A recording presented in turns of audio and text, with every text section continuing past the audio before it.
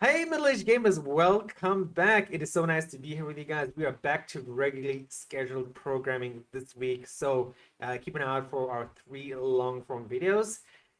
After a few minutes, right, we're going to be talking about these stories this week. On Adam's side of the show, we're talking about Death Stranding 2 and its impending release on Friday, Taiwanese time, on Thursday, Friday, depending where you live, a Palworld Terraria crossover. And you might have seen this as well on our poll, but also Adam is going to be talking about the marathon is being delayed indefinitely. I'll have some words to say about that, and I'm sure Adam will, of course. It's his story. On my side of the show, we're talking about Deltarune, which is a game I'd never heard of, but apparently it's linked to the very famous game Undertale. Borderlands 4 came out, and guess what? It is not selling at $80 for the base edition. And the last story I'm going to talk about is another cozy game, Bear and Breakfast, which is a game I have played on Switch. But it's a game which I think if you're looking for a cozy game, you might like it a lot. But before we get into all these stories and today's Reddit question of the week, we have to thank you guys for 1 million views.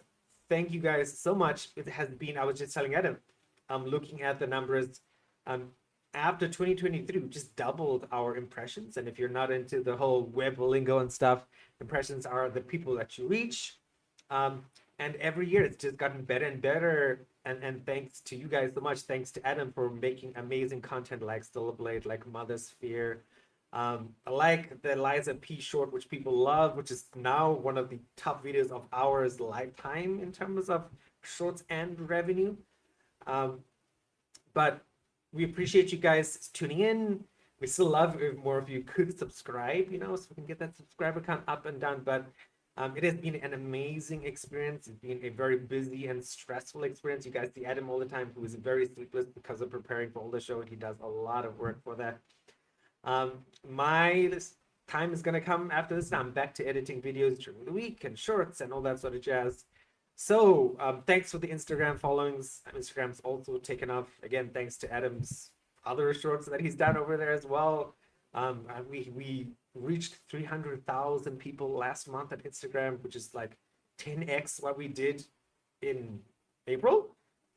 So we did 30,000 in April. We went up to 300,000, and June is looking like we're going to be another, I think, more than 300,000 as well. So it's been a good month, and we appreciate the support. We're getting towards that dream, and I've been talking too much anyway. Adam, do you have any words? Yeah, not really, just thanks. I mean, it's crazy. 1 million views across everything. Yeah, I don't know. I don't really know what to say. It's kind of hard to even really understand the gravity of it, So. I appreciate that, Adam. And Adam, why don't you kick us off today with what is happening with Death Stranding 2? We've been talking about this game on the show for a while in terms of what we're playing this year. So the time is upon us. What's happening? Yeah, so first of all, it is not coming out on Friday. It is coming out on Thursday here in Taiwan at 12 o'clock noon. It comes out at 12 a.m.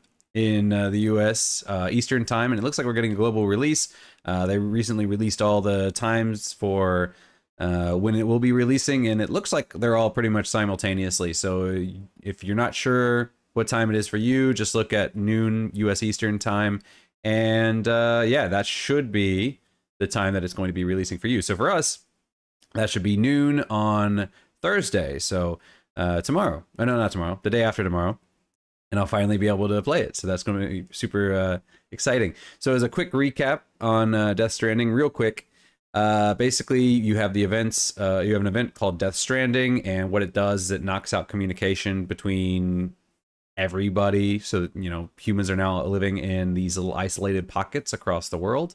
And it looks like Death Stranding's not over, or there might be another one. Basically, it's an extinction level event. Everything's going to die. So in order to resolve this, Sam is tasked with reuniting the United Cities of America. So they're no longer the United States of America, but they are the United Cities of America. But it's his job to connect all these through a chiral network. And then once everybody's linked up, then hopefully they'll be able to find a solution to this. So that is the events of the first game. Now this one, the second one is going to be focusing on reuniting the entire world. So Sam is mostly going to be going to Mexico and Australia. So now they have ways to travel using the beach, which is basically the land between the living and the dead. So, you know, when you die, your ghost goes to the beach and then it'll eventually wash out to sea, and that's the true afterlife. So you're able to go into the beach, and then from the beach, you can come out somewhere else in the world. There's tar pits and stuff all over the world that connect to the beach. So, you know, you can, using their the Magellan, their big ship that looks like a Metal Gear head, they can enter the beach and then they can exit it somewhere else. And Sam's going to use this to travel the world and try to connect even more people. But of course, connecting people also comes with drawbacks. You know, sometimes you want to remain hidden. You know, sometimes you don't want people to find you. Or, you know, once people know where you are, they can gather resources and they can band together and create coalitions and whatnot. So not everything's going to be great with going forward, but definitely looking forward to seeing how it goes. Now, the reviews so far have been mostly positive. Some people have been saying that it kind of doubles down on some of the weaker elements of the original game, which kind of ties into something that Hideo Kojima was quoted as saying. It wasn't him that said it.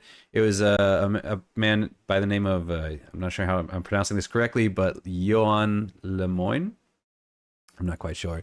Anyway, he goes by the name Woodkid. He's a musician, and he did some of the music for Death Stranding too. And in an interview, he said that there was a point where they're about halfway through the game or so, and Kojima came up to him and he says, you know what? We have a problem. We've been playtesting the game, and people love it.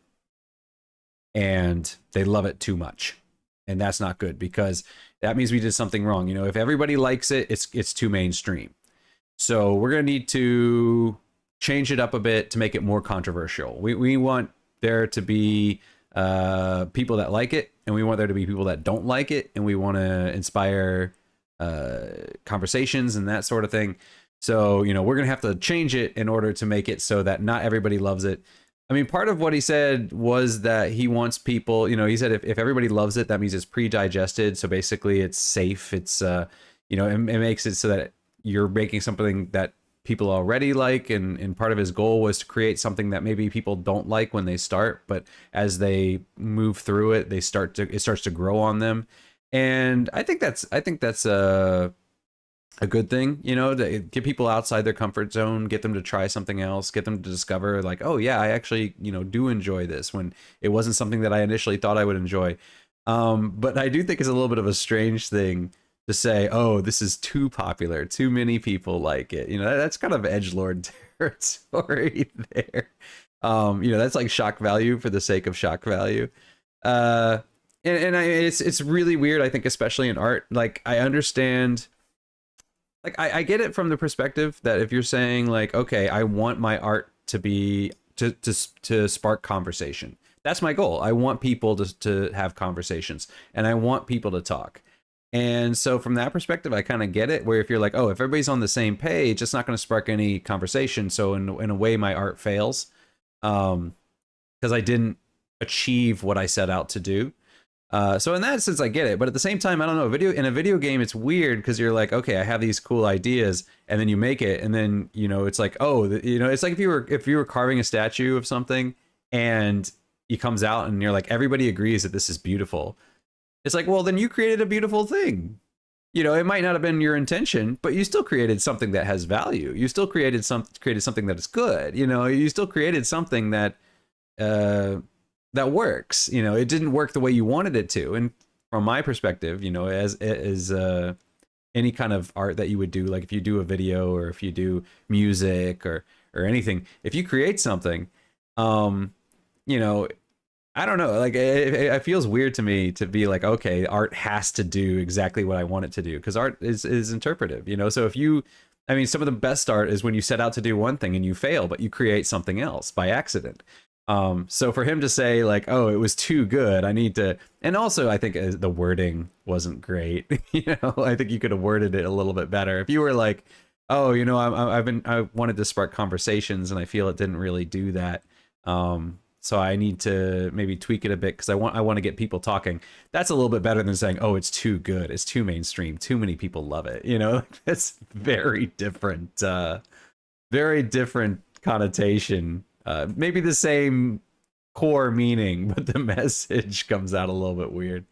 Yeah, so when you get reviews like GameSpot and they say, oh, it's nothing really new. It's just kind of doubles down on some of the weaker elements of it. But then you get other people saying it's a 10. I don't know. Maybe that's exactly what he wanted. Maybe this is a sign that it's working.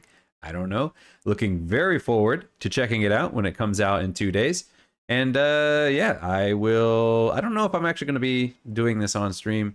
In my experience, when I tend to stream more popular stuff, it tends to not do as well. And when I stream more niche things, then those tend to do better. When I played Other Side, got a lot of responses. Doing Doll's Nest now, getting a lot of responses. So might just play this one on my own. But let us know what you think. Are you going to be playing it? And if you're watching this video after it comes out, have you been playing it? Are you enjoying it? Do you, or is it a little bit too, is it a little controversial for us, for you? Let us know in the comments. Look forward to hearing your guys' opinions. I'm looking forward to hearing your opinion. I think one of the very first things I will do on the weekend is like, hey, Adam, did you play Death Stranding 2 yet? So I get to hear, I mean, not like I'm gonna play it, just like, I don't know if some of the older gamers have had this feeling. I was just telling Adam that, like, growing up, when I saw someone else playing something and I watched it repeatedly, I'm like, yes, never gonna play it. A good example I was thinking of recently is I had the Subnautica standalone expansion on my wish list. And for those of you who don't know, the Steam summer sale is starting this week, Friday. So please be aware of that if you want to buy some games. Of course, Death Stranding 2 is not going to be on there, but the Death Stranding 1 will definitely be there and will definitely be on sale. But no, like, and I wanted to play that. I love Subnautica, especially, like, it was an amazing game. But, like, after watching Antoine stream it and play it and talk about it, I'm like, nope, too many other new things to play, too many other things in the backlog. And I know I will be tuning into Adam's streams. Not Adam's streams, I should say. I know I'll be at least hearing a lot of Adam's comments about Death Stranding 2. And considering I haven't played the first one, I think I'll miss it. But I think it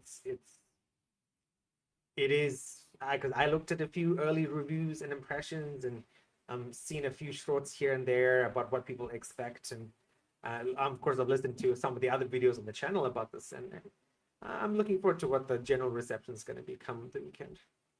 I would be very surprised if I don't like it. I mean, I've pretty much liked every Hideo Kojima game that's come out so far, and if this is more, I think the only way I could not like it is if he kind of went out of his way to not do his thing. And at that point, yeah, I would expect it not to be a great game because he's not doing his thing. Like he's doing something else. So I'm pretty sure it's safe to say I'm going to enjoy it. Good. On that note, I'm going to jump into my first story for today, which is a game I've literally never heard about, except I have heard about Undertale. So this is a game, Deltarune. So what do you get when you get the creative Undertale returns with something even more mysterious, charming, and chaotic? You get Deltarune. So it's from the creative Undertale, and I didn't know this guy's name was Toby Fox, but apparently I've seen the name, I just didn't connect it with the game Undertale. And I remember living in Taiwan, one of the very first things I heard from like students and stuff that Adam and I taught before was like, yeah, I play video games. I played this game Undertale. Have you heard of it? I'm like, yeah, of course I've heard of it. I never played it. And so, yeah, Undertale, from that guy who made Undertale, but he made a game called Deltarune. And it's just, they're definitely very much the same visual style, thematic elements. It's not a direct sequel.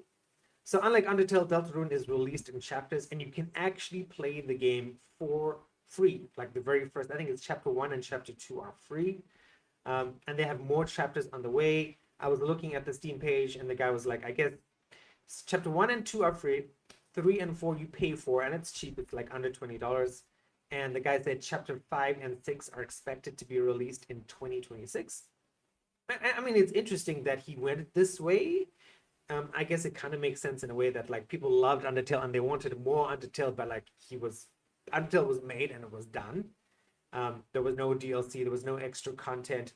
So I think this guy's planning for the future. Maybe that's an interesting model, is to make games in chapters, or games like an Undertale style game in a chapter where like, yes, I know people love my storytelling or my gameplay or a combination of everything. Let's make a game and let's release it in chapters, and if people keep paying money, then I know the game's wanted and successful and people like the world. So Deltarune is a little bit different. You know, there's bullet dodging, turn-based combat remains. You got party mechanics and combo mechanics as well. When it came to Undertale, I heard, and again, I've never played it, but I've seen loads of videos, loads of stories, and again, Undertale was one of those games that I heard a lot of Taiwanese students play, and I was surprised back then anyway, because Undertale is purely in English, at least back then. I don't know if it has Chinese now. So I was like, oh wow, like this game is a story, I would say like a deep, not a deep story game, but a story-driven game. And most students English, like the ones who are telling me, like, I'm like, okay, cool. So you like this game, but I would say you probably need somewhat decent English to play an Undertale game, at least back then. So if you've never played an Undertale game or Deltarune, it's 𝙎𝙪𝙥𝙦. It's just sort of like Undertale. It's humor, heartbreak, fourth wall breaking stuff. Again, which I'm not a big person who understands the fourth wall stuff, but I remember Adam and Antoine explained it to me at one point with like Deadpool talking to the camera. And as I mentioned before, it is free to play for chapters 1 and chapter 2 on multiple platforms. Deltarune is not a new game on PC, but it is a new game that launched with the Switch 2 when it did come out, or like the Switch 2 version of this game came out. I mean, I guess, which is why I'm talking about it today, because it is one of those things lots of people are searching for. I would definitely say this falls into one of those games where it's not beautiful enough to be playing on a PC. Again, I apologize for saying that, but it's definitely a game where, like, yes, you can play it on a handheld console and you'll enjoy it and it will run smoothly. It's not like you playing like a Coral Island game, for example. Playing it on handheld, sure, it'll work, it'll look nice, but it won't look as nice as running Coral Island 4K on your PC with everything maxed out, right? So definitely a game to get on Switch 2 if you're a fan of Undertale, or if you're considering buying a Switch 2, and like, yes, this is one of the games you should definitely get. I did not see a Switch 2 price. I believe it was $30 when I looked at it, but this is like a very quick flash in my mind when I was checking out the Switch 2 page. So, did you play Undertale? Have you heard of Deltarune? Because I did not hear about it until it popped up onto my Google Trends notifications. Have you picked it up for the Switch 2? Have you played it on PC? How would you compare the games? I'd love to know. Comment down below. And that'll be it. Never played Undertale. My knowledge of Undertale was mostly, or when I came to know Undertale was because what was it? GameFAQs, the website, was doing Game of the Generation or something, or Game of the Century or something. I don't remember what it was. But it was the third time they were doing it, and the previous 2 times, Final Fantasy VII had won 1 time, and The Legend of Zelda: Ocarina of Time had won another time. And so everybody was expecting it to come down to those 2, and then for them to basically determine who is the ultimate game of all time, you know, between those 2 games. So that was kind of what everybody was expecting. And then some people started really pumping up Undertale as the greatest game ever. And then they went on Tumblr and got a bunch of people on Tumblr who obviously didn't even really play games. They just kind of liked the aesthetic and whatnot. And they just basically stacked the vote, and then Undertale ended up winning. Wow. And then they never really did that event again, because apparently a lot of people were kind of irritated that they're like, well, now, you know, this was for gamers. It was for us to determine what we thought was the best game, and the whole system got trolled. So now it's kind of a meaningless event. So they didn't really do it That's the again. unfortunate part of online stuff, right? It's very hard to sort of do something like that without someone else being like, hey, Facebook fans, go and vote for this. And Yeah. people who just like you will be like, yeah, go, I'll do that. Yeah, it was for the community, and then people started pulling people out of the community to kind of troll the community, and it was kind of like, oh man. So we will never know which is the greatest game of all time, Final Fantasy VII or Ocarina of Time. We will never know. I just thought of a question I wanted to ask you, and I'll Sure. limit you to a 60-second short response. Sure. a guy recently came out online, and a bunch of people agreed with him. He replayed Final Fantasy 16, and he was like, "Man, after playing it 1 year later, I guess it came out last year, if I'm not mistaken." Maybe. All right, so he replayed Final Fantasy 16. He was like, "Yeah, when it first came out, I know your opinions was somewhat mixed, like not like, oh my god, this is amazing." It was like after playing it a year later, or however long it was since it came out, it's like actually this game is amazing. And when it first came out, I judged it too harshly. So my question to you is, do you think you would be in the same boat where you judged it too harshly when it first came out? No. I actually kind of feel like I probably might even enjoy it less the second time if I went back and played it, just because for me, I was playing it as a Final Fantasy, and yeah, it was kind of disappointing as a Final Fantasy because I didn't get that kind of RPG-ishness to it that you would in the other ones. But yeah, looking back at it now, I mean, maybe I would feel differently. I don't know, but looking back at it now, I think I'd be focusing more on the gameplay, and it's for me that's not usually the kind of game I'm really into. And or maybe I would say like, okay, now that the gameplay doesn't feel so fresh, let me focus in more on the story. Yeah, I don't know if my opinions would change. I think I probably have roughly the same opinion. So yeah, I don't know. I mean, it's hard to say because I'm not playing it again. No, of course. I was just curious. I actually like, still do have the 2 DLCs. I downloaded them, and I've been planning to play them, and I just never get around to it.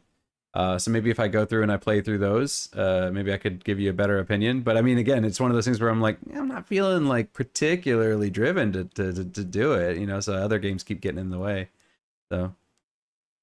No, I was just curious because I know like this particular thread on Reddit, like everyone echoed a lot of the opinions you gave when you first played the game. So, and then like guys were like, oh my God, really? Okay, I'm gonna try Final Fantasy 16 again. I'm like, oh, I should ask Eric this question, which is why I asked. Yeah, no, I can still remember it pretty vividly, so I don't think my opinions would change. Because my issues with it were more were not the gameplay issues. It was more like the story and whatnot. And I don't think that's necessarily going to change. I don't think I'm going to go back and play the story that I've already played and be like, actually, this is much better than I thought it was. Yeah.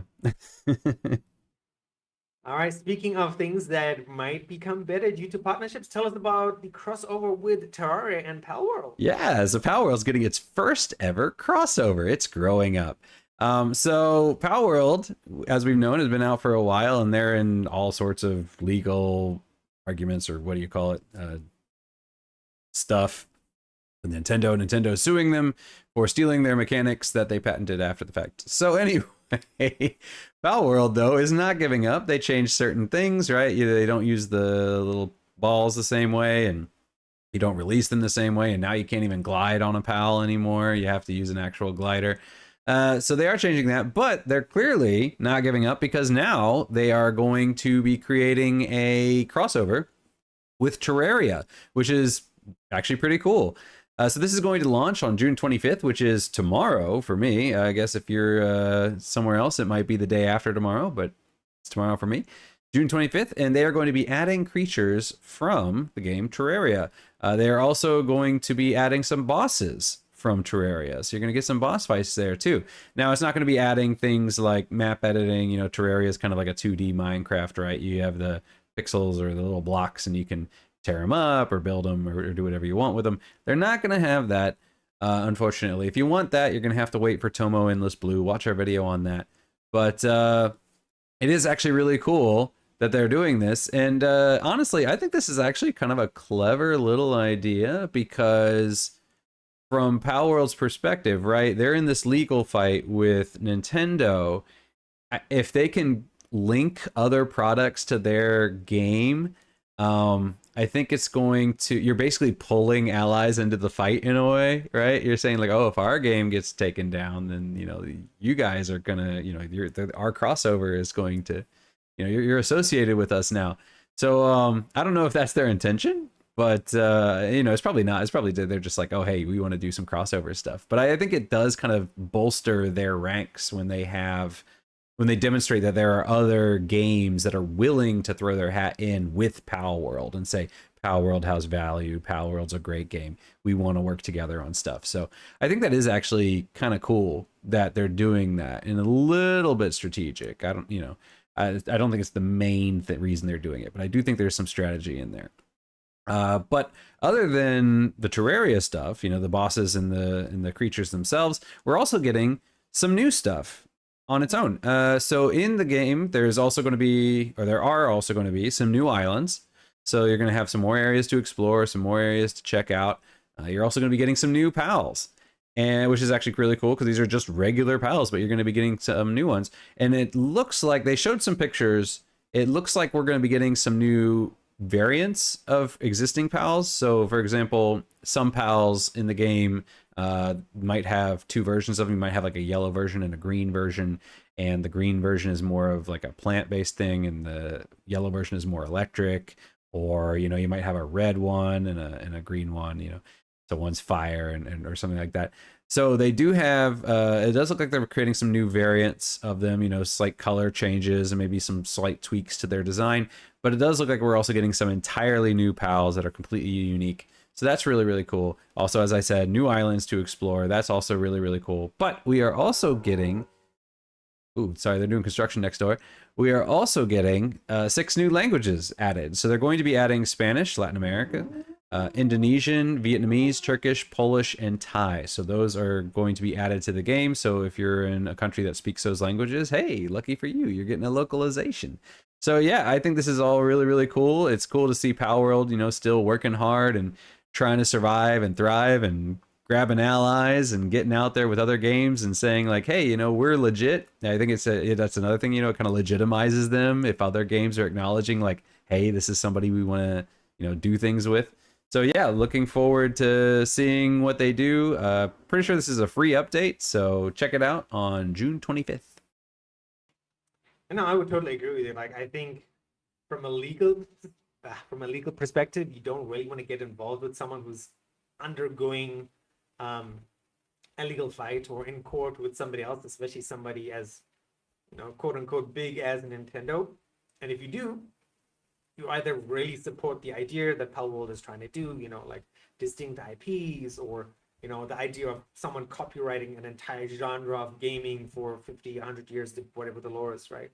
So I know the Terraria guys are very famously like supporters of gaming and supporters of the industry as a whole, and supporters of indie games, right? So I'm happy for them. I'm happy someone is getting into Palworld's court. Hopefully more people do that. I don't see Nintendo giving up a lawsuit, but I think eventually, my prediction is they'll probably settle at some point with some number that Palworld can pay because they didn't make a fair bit of money. And that will be that. And hopefully the game itself won't have changed too much, that it'll still be Palworld. But I'm hoping it gets sorted out just so that we can have this game in the space that can deliver some of the things that people have always wanted from a Pokemon game but never got.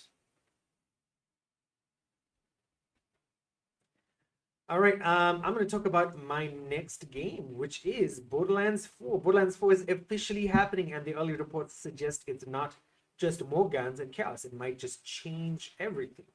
So, the big news, right, and we talked about this before.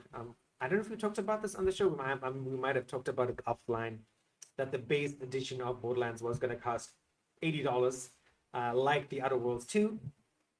Right, and I was totally shocked. I'm like, $80, really?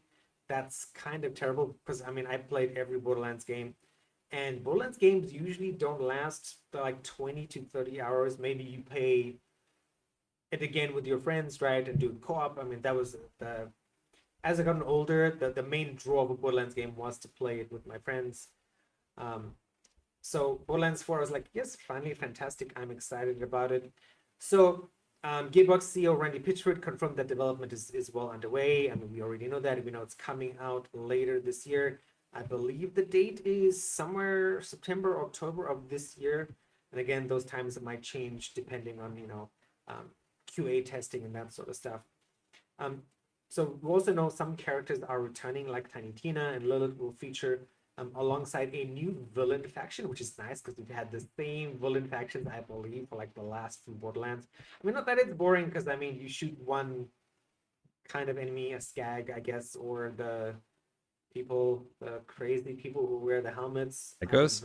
Psychos, yes. See, I don't remember all this stuff in games. Like when I finish a game, it just gets deleted from my brain. So there's a next gen focus. It's apparently Borderlands was running on Unreal Engine 5, which I thought was pretty amazing. But it still looks like the same like Borderlands. Like, I mean, looking at the trailer itself, I'm like, yes, it kind of looks slightly better. But I mean, that's good enough for me. Like, some people have also already played this. Go check out some of the articles from like the usual people, IGN, GameSpot, Game Rant. They've got to play like a section of the game. And again, the general consensus is it reminds me of Borderlands 3 in a way, which is like, yes, this is more Borderlands, but Gearbox does it well. If you're into that, great, go for it. If you're not into that, if you're looking for something new, that might not be it.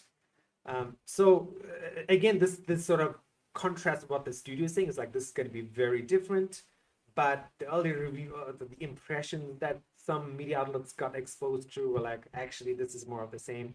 So maybe the portion that they play is more of the same, and we haven't seen the new stuff that the studio says, yes, there's going to be new stuff. It's going to be very different from Borderlands 3.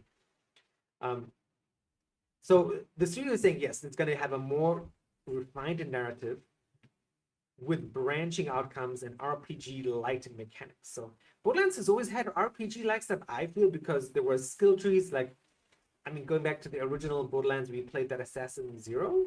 I don't know if it was Zero or not, but yeah, Adam says yes. You know, you could be like skips. I think it was just like 3 branches, if I remember correctly, and you could go with this branch or this branch or this branch. So I think that was also kind of RPG-esque. Branching outcomes, that one I mean, the only branching outcomes would have been Tales from the Borderlands, right? So branching outcomes with an FPS Borderlands game, that would be really cool. I'd be excited for that. Not like I have time to play branching outcomes anymore anyway. So Borderlands 4, yes, it's not going to be $80. If I'm not mistaken, it is a $70 game the last time I looked, which is, again, it's very similar to Civilization 7, which came out last year. But that being said, I'm sure there's going to be some sort of premium edition that you can buy with the DLC that is going to be $80, $90, so keep that in mind. But I appreciate that Gearbox has come out and said, yes, you know, we were not going to go to the $80 price mark.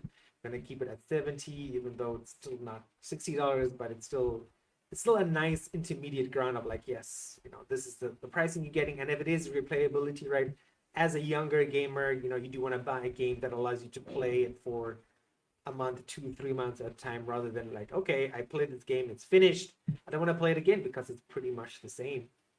So are you excited about Borderlands 4? I am excited. I still have to find out, like, my friend Hans doesn't like to play those kind of games anymore because he gets motion sick as he turned like over 35. So like all those like first person FPS games makes him feel motion sick. So third person is fine. But let us know what you think about Borderlands 4 down in the comments. Are you going to support it? Are you going to buy it? Are you going to play it? I will probably buy it on sale and then play it at some point, probably with my brothers, or at some point if I am unemployed later this year, and then just find someone else to play it with. We'll see. What do you think, Adam? Yeah, no, it was interesting. Yeah, I heard that they said the tone's going to be a little more grounded, maybe even a little darker.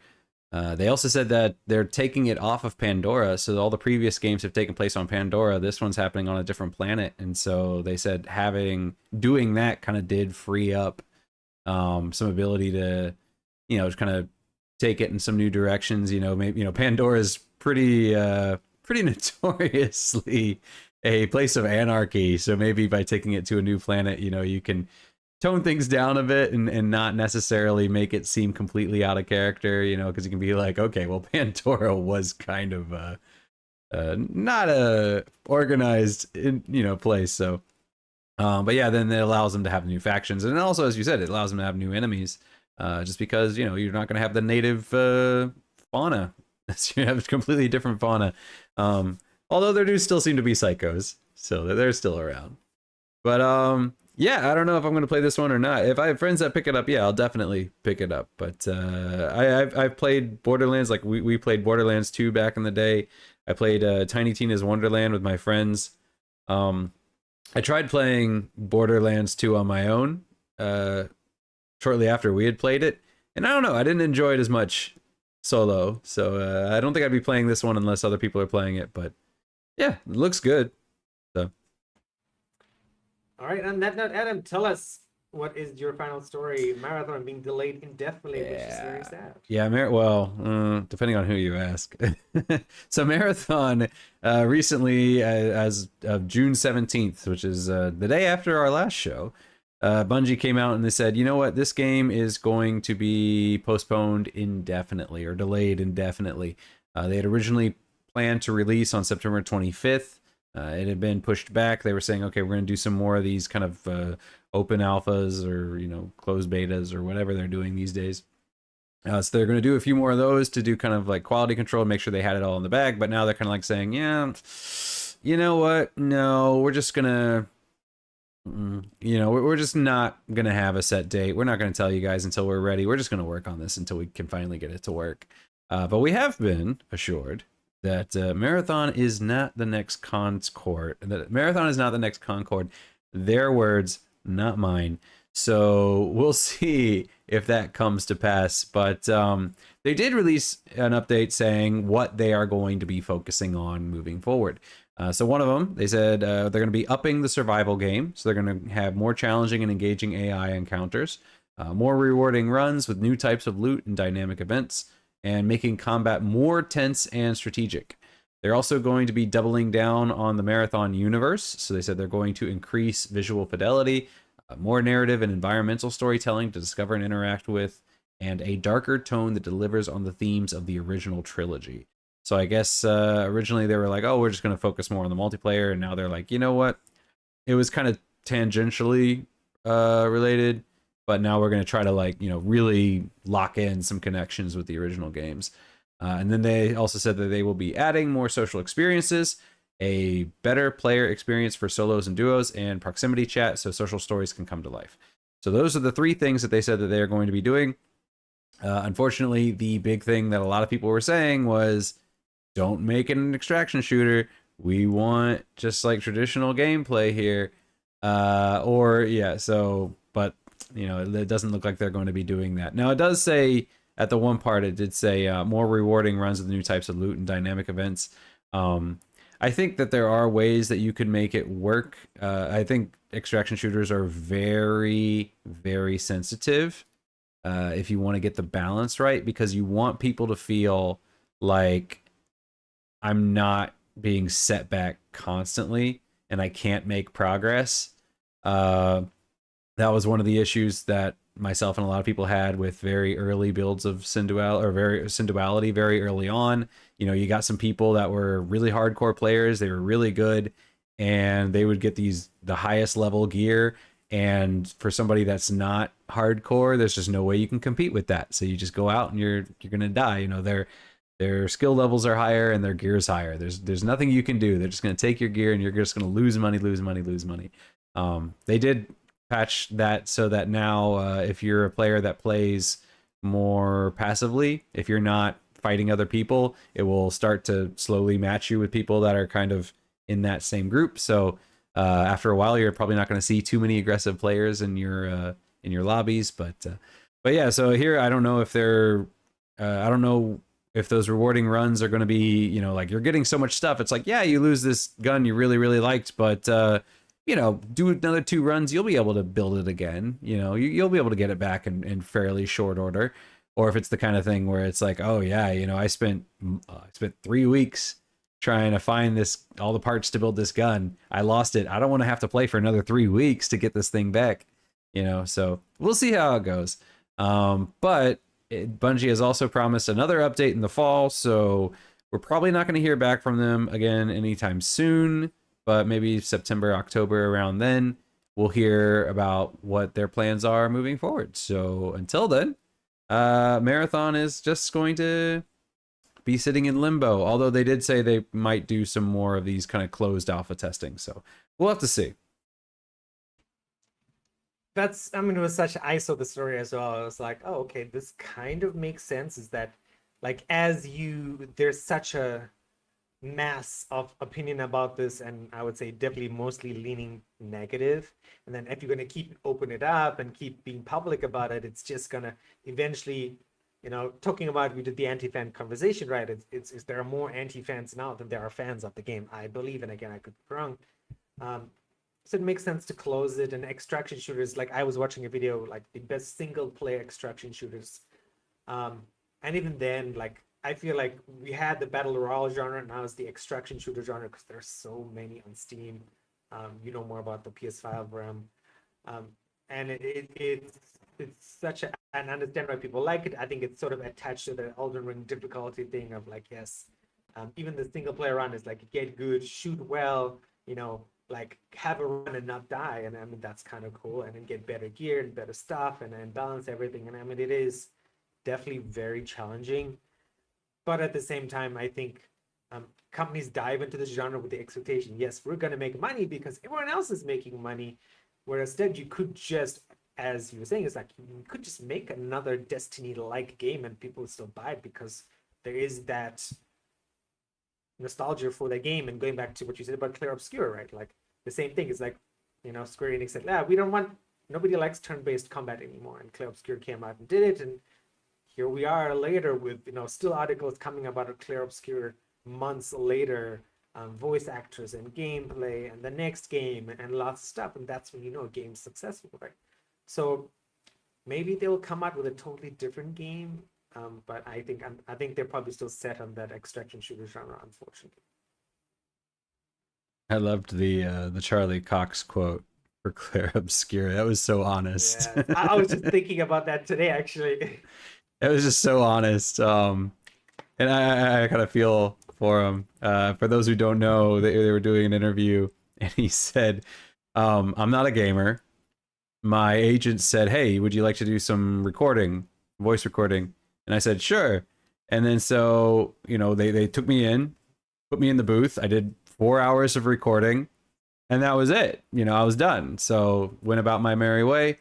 Now this game is huge, and everyone's like, oh my God, this game is amazing. You did such a great job. And he's like, I feel like such a fraud because for me, it was like, I had no idea what I was really doing. I was just kind of, I'm not a gamer. I'm not into that thing. When somebody said, here's a job, I did it. And now everyone's congratulating me. And then like, thanks, like I'm not as invested. I'm sorry. I feel kind of like I'm a fraud here. So, that was very honest. I appreciated that honesty. I mean, to further expand it, for those of you who don't know Charlie Cox is the guy from Netflix's Daredevil and Disney's now Daredevil Born Again. So, I mean, if you watch any Daredevil stuff and any future Daredevil stuff, it's going to be him because there's already a season 2 coming sometime next year. Yeah. His character, Gustav, is amazing. One of probably my favorite character in the entire game. And to hear that he just went in blind, did 4 hours of recording, and that was it. It's like, wow, that's crazy. But yeah, I get it. You get a lot of times where actors, like I'm sure like early Star Trek actors were kind of similar, where they're like, oh, I'm just gonna do this random show on TV, and it blows up, and they're kind of like, it was a job. I'm not as invested as you guys. Exactly. All right, moving on to my last story for today. Bear and breakfast. What happens when you mix a lazy bear with a rundown inn and a whole lot of charm? You get bear and breakfast, the coziest business sim you didn't know you needed. So when I came across Bear and Breakfast, the first thing I had to think of was Yogi Bear and the cartoons I watched growing up. I would assume Adam watched Yogi Bear cartoons growing up as well. And he speaks like it. I would say they probably couldn't, they would call him Yogi Bear and Breakfast if they could, but I'm sure Yogi Bear belonged to Hanna-Barbera, if I'm not mistaken. Yeah. And so basically in this game, you play as a bear. His name is Hank, and again, quote unquote Yogi. He decides to turn an abandoned shack into a cozy inn for passing travelers, adorable and very entrepreneurial. And again, this is in one of those worlds where animals and humans live together in happiness. So that's really cool. I have played this game, despite me sometimes talking about games that I've never played, and I loved it. But it's one of those games where something really popular came along. And I'm like, okay, sorry game, I love you, but this is more interesting. So I just dropped it like a hot rock. Um, so it's a very light business sim. Again, with a lot of the games I find as I'm getting older, it's like there's no, you don't log into the game, you see these resources on the top left. It's like wood, food, blah blah blah, and it's like, oh, here's your economic counters of money generated per turn and that sort of stuff, right? It is very simple. There's also a fair bit of story to it, and which I could not tell you at this point because I'm the last person anybody should ask about story. So, but the fun thing to me was that like it was a very cool art style, very beautiful. Not as good as 𝙎𝙪𝙥𝙥𝙦. 𝙎𝙪𝙥 is definitely top tier for me when it comes to looks, but it is still pretty good for a Switch adventure game. It's also available on PC, so again, something you can play on your Steam Deck. And I'd highly advise you to like. This is not a game where the difference between playing it on your Steam Deck and on your Switch or your actual PC, right, is very different. So on the PC and the Steam Deck, maybe there's a 10% different. It's not like other games where you play Call of Duty on your PC and Call of Duty on your Steam Deck. The difference is very, very stark. Perfect for cozy gamers, very slow-paced, relaxing, and humorous. It's ideal for fans of Stardew Valley, Spiritfarer, and Coral Island in a sense, though, again, if you're somebody who likes those, like, the romance options and that sort of stuff, of course, you're a bear. There is no female bear in this game to romance. So there have been regular updates because this game is not new. It came out in 2022, but there have been regular updates, quality of life improvements. When this game first came out, a lot of people were like, don't buy this because there was a lot of bugs. I did play this last year, and I can tell you, I had like 0 bugs at all. Game worked well, buttons worked fine. There were no issues when I was playing the game. I'm trying to pick up some wood and deliver it to a place where I couldn't pick it up, or there was a quest that was stuck and I had to like restart the game. So in my playthrough experience, the bugs have been fixed.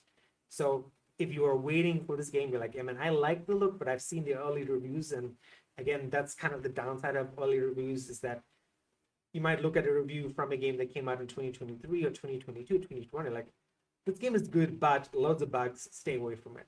And you might not know down the line that, hey, actually the developers have fixed the game and it actually is worth buying at the moment, and supported them, and maybe we get a bear and breakfast in 2, right? So great for couch gaming, great for mobile gaming on your handhelds. There is no actual cell phone game for this. Again, this wouldn't be good on a cell phone. You would need a sizable screen for this, but a wonderful cozy game. And let me know if you bought it, picked it up. Do you agree with me? Did you enjoy playing this game? This is one of those games where if I have a chance at some point to go back to play it, I'd like to. Given what I've been saying the last weeks, I know the schedule is so jam-packed with so many other games that I don't think I'll ever get down to it. But if you're looking for a new cozy game, if you're searching for another game that could potentially relax you, spark some joy for June of 2025 with all the crazy things that happened in the last 48 hours, this might be it for you. So let me know what you think down in the comments, and that'll be it. Yeah, you mentioned this game before, I remember. I remember. I feel like I've talked about it before. I don't remember how many episodes ago. It was a while. 5 years of doing this show. I can't believe it. And it's just amazing, like us part-time doing this, with people coming in and out, Phil and Antoine, and all the shows, all the different changes in tactics and videos and things we try and we didn't try. But at least a good thing, right? It took Mr. Beast 7 years. We've got 2 more years to catch up to Mr. Beast to be famous. Good luck with that. I think we'll get there. Like, Mr. Beast levels? Oh, no, not Mr. Beast levels, but I think we'll get to the goal of you being full-time and me being full-time, and us having a dedicated studio out in Donghua Road in Kaohsiung where we go to record videos, and that's our full-time job. That's the dream. That is the dream. All right, Adam, tell us about something Yoko Taro said in videogamer.com. You said the sad reality of modern AAA games is that there are less weird people making games. Yeah. So yeah, Yoko, as you said, Yoko Taro said that he says, sad reality, modern AAA games development. There's less weird people making games. I understand where he's coming from. I don't necessarily agree. I agree, kinda, but not exactly. So the idea is basically he's saying that he makes games that people would traditionally say like, oh, this is really bizarre. There's a flower and there's a woman growing out of the flower, and now there's androids, and the androids are growing humans, but now all the humans are dead and they live on the moon. So he just makes these really, really bizarre games, and he says, yeah, not too many people are doing that. I mean, in 2 days we have Death Stranding 2 coming out, so that's not entirely true. There are still some very weird games coming out. But like a lot of people said, like, Hideo Kojima, Yoko Taro, and maybe a few others are the exception. What was his name? Suda51, the guy who does Lollipop Chainsaw and whatnot. But I think it's less that there are fewer people out there making weird games, and I think it's more of a case of weird has become the norm. Like if you look at character designs, just last year we had Metaphor ReFantasio. That has some really bizarre games, but that's a mainstream game now. But if that game had come out, 10 years ago, it would have been considered pretty weird. Doll's Nest, the game I'm playing right now. I mean, granted, that's not a AAA game, but that's pretty weird and out there. I mean, you're playing as this little, tiny little anime girl robot that straps into a mech and flies around and whatnot. We've got games like Chained Together and Just Up, Repo, Schedule One. I mean, granted, again, these might not necessarily be AAA games, but they're all pretty weird. Palworld is, kind of weird when you look at it. It's Pokemon, but then like, hey, let's add automatic weaponry to it. Another Crab's Treasure is another really weird one. The Souls-likes are so popular, and they're like, hey, let's make a bright and cheery one where you're a crab and you can equip like sporks that, trash that falls to the bottom of the ocean. So, and even Clair Obscur, I mean, granted, again, not a AAA game, but, it's pretty weird when you really think about it, in the way of Yoko Taro kind of stuff is weird. You start off and you're like, okay, we're in a normal world, and you're like, oh no, this is bizarre. This is the way things work, and, people can be eaten by snakes and live for years, and it's really bizarre. So I think it's less that there are fewer weird people, and I think that the bar for what is considered weird has just been risen, so that people that, like, for instance, Nier Automata, the Yoko Taro's games, they might be weird, but they're also mainstream. I mean, those are mainstream games now, right? Death Stranding is weird, but it's a mainstream game, right? Metal Gear Solid was weird, but it's still a mainstream game. So I think it's just that our tolerance for what we consider weird has expanded to the point where weird is now normal. I totally agree with you, and especially like when we were talking about this before the show, it didn't really click. But as you just said it, like a Nier Automata, like I remember when Nier came out, and as people were playing, like, yeah, man, this is the most amazing game I've ever played. People who've never played a game like Nier were like, yes, absolutely amazing. And then it's like, yeah, that game might have been niche or indie or weird when it came out, but now it's like, Nier is a game that is almost on every single person's like, what are games I should play that I've probably never played list, or games that most people should have played in their lifetime as a gamer, and Nier Automata is literally on the top 5, if not the top 10 of that list. Yeah, I mean, when Stellar Blade came out, what is everybody comparing it to? Nier. And there's a lot of other games where people come out and they're like, what's the other one? Like Lost Soul Aside? No, is it Lost Soul Aside or something? But there's a couple of other ones where they're coming out and they're like, oh, this game plays like Nier. When Final Fantasy 14 or 16 came out, people were saying like, oh, this game's kind of like a cross between, it's a little bit like Devil May Cry and it's a little bit like Nier, so like Nier is the norm now. It's not weird anymore. So it's like, is Yoko Taro even weird anymore? Or is he mainstream? Were the Bayonetta games before the Nier games? He made Drakengard. Okay. And I mean, the first 2 Drakengards were, yeah, they were pretty standard for RPGs at the time. I mean, they probably weren't any weirder than Legend of Dragoon or something like that. Oh, Drakengard also has like a female person as the lead. Drakengard 3 does. Oh, okay. Drakengard 1 and 2, I don't think do. My God, I'm literally looking at a title. Dragon Guard 3 is the most vile game I've ever played. I'm like, oh my God, really? It's pretty. There's people like flowers growing out of people's eyes and blood everywhere. Yeah, it's pretty Oh graphic. God. Oh, okay. I was like, oh, maybe this is an interesting game. Okay, nope, nope, nope. I couldn't Yeah, handle that. yeah. Oh, I So did mean, you play all the yeah. Dragon Guards? No, I haven't played any of the Dragon Guards. I wanted to play Dragon Guard 3 when I was. This is before I even knew about Nier or any of these things. I remember when I first came to Taiwan, I saw on the PlayStation Store, I saw Dragon Guard 3, and I was looking at it, and I was watching like or I was looking at the like pictures because they would show you like the pictures on the page, and I was like, this game looks really cool. I want to play this game. But the problem is that they only had it in Japanese here in Taiwan. When I first came to Yes. Taiwan, not many games were localized in Chinese. So basically, the rule was if it's a Japanese made game, it's going to be in Japanese. If it's an American made game, it's going to be in English. So if you bought Fallout, it was in English. You couldn't get it in any other language. And if you bought Final Fantasy, it was in Japanese, and you couldn't get it in any other language. It wasn't until I had been here. It wasn't until maybe towards maybe the end of the PS3 cycle, beginning of PS4 cycle, that they started localizing games and you started getting more language options. But yeah, I saw it and I was like, this game looks really cool and I want to play it, but they only had it in Japanese. And back then, like Amazon wasn't really a thing or anything, so I didn't really have any way to get a hold of it. So I never got a chance to play it. And Steam might now have an English version. I could maybe get it on Steam. That was one thing with Final Fantasy 13. I really wanted to play Final Fantasy 13. I heard a lot of people hated it, but I still wanted to play it.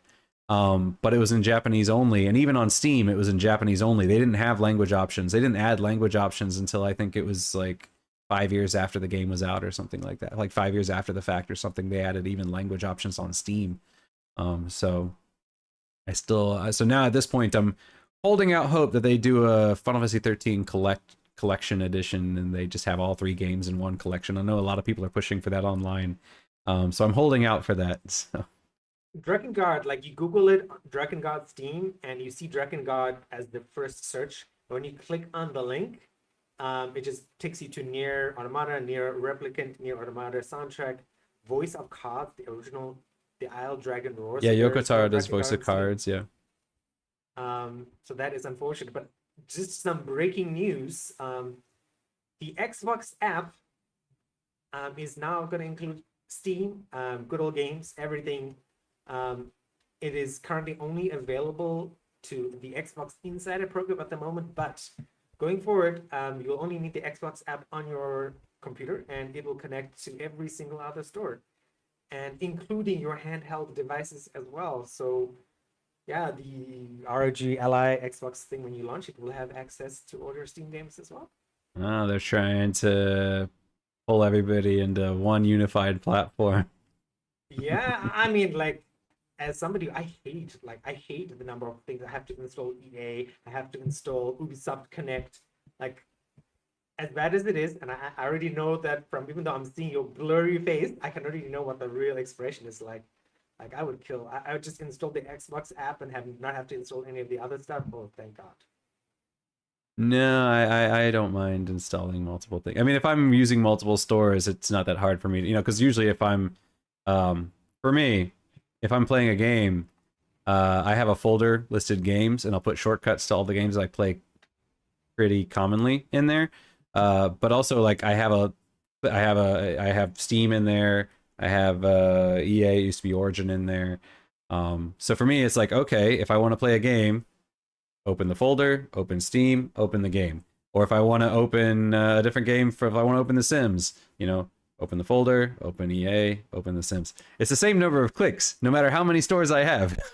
So having one store wouldn't necessarily, it would be open the folder, open Xbox, open the game. So it wouldn't save me any time to have it all in one place. Because it is in one place, my computer. Right. Like, this is, but it's still, I don't know. Yeah. This will have to be something we talk about at a later date. Yeah. But I mean, that's just me. I understand where other people are like, oh, you know, but if I close this game and I want to switch to another game, you know, because some people might juggle around games. You know, we'd be like, okay, I played this game and I'm not really in the mood. Let me switch to something else. And then it's like, okay, I have to close this app and then I have to open a new store. I get it. It doesn't bother me, but I could see where it could bother other people. So. All right. On that note, once again, thank you guys for the 1 million views. I might do another video about this later once I actually have some time to create something a bit more splashy. But that's it for today. Stay tuned for the individual segments, the shorts as well. If you missed the live stream and you want to watch the actual stories, check them out. Don't forget to subscribe, like, and comment. Turn on the notification bell as well so that you can know when we do drop the long form videos. If you're just looking for that content, if you're on holiday and you just want to watch the individual videos, check those out. And then we will see you guys same time next week on Tuesday. Bye. Bye.